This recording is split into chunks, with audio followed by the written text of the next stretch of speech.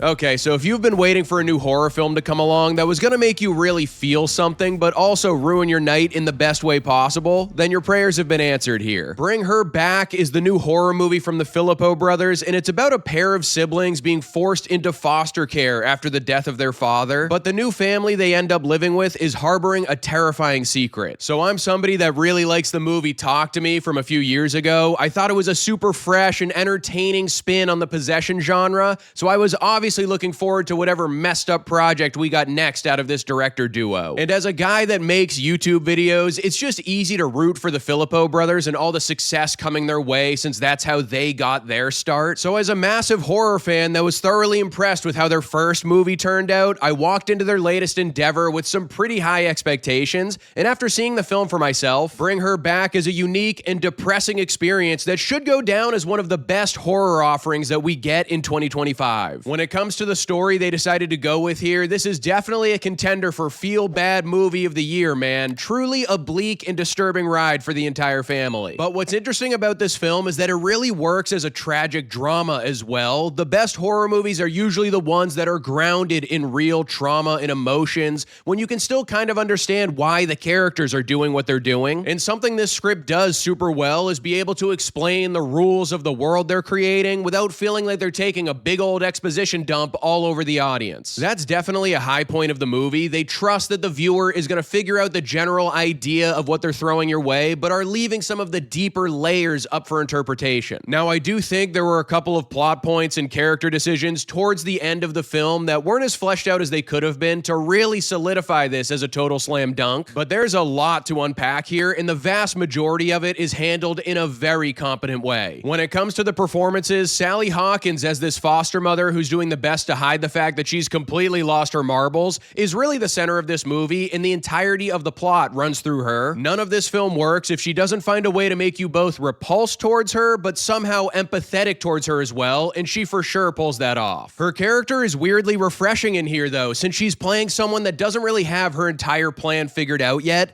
Like, this isn't some evil mastermind horror villain. She's a person that's doing what she's convinced herself is the right thing to do, making her performance pretty layered. The brother and sister that get thrown into this shitstorm dish out solid enough horror movie performances. They're mostly just rolling with the punches and trying to stay in one piece. But holy shit, Jonah Wren Phillips, who plays this sketchy foster mother's son, is a total wrecking ball in this film. He's insanely unpredictable, and you're constantly uneasy whenever he's on screen. It's seriously like watching a ticking time bomb if it was a mute 10-year-old kid with a buzz cut. The script is impressive, and the imagery is haunting, but what I'm gonna remember the most from this movie is that little freaky demon boy. When it comes to the actual horror aspects at play here, the Philippou brothers continue to be really good at building a distinct atmosphere in their movies. Talk to Me had such an eerie and lived-in vibe to it, and they kind of doubled down in those areas again, but in a more subtle way with Bring Her Back. This entire movie is weighed down by dread and grief, making it a tough pill to swallow if you don't realize what you're walking into with this one. It also just gives off the general vibe that we're seeing something we're really not supposed to be watching, especially when it comes to this specific videotape that one of the characters is obsessed with and becomes enveloped by. And there's some gnarly imagery in here, especially surrounding the little boy that's running around the house like a possessed bull in a china shop. Almost all of the gore in the movie is thanks to him, and there are a handful of moments that are going to stick with you long after the credits roll. Overall, guys, Bring Her Back is a heavy and unsettling second outing for the Philippou brothers. The story is unique, the performances are rock solid, and the visuals are just the right amount of nasty. A few aspects of the story might go a little bit more unexplained than I would have preferred, but there's still a lot in here to admire, even if you might feel emotionally drained by the time it all wraps up. If you're a horror fan, this is definitely one you should be checking out on the big screen and going into as blind as possible. Bring Her Back gets a Sully score of 4 stars. So that's my review of the latest horror movie. What's an upcoming film in the genre that you're really looking forward to?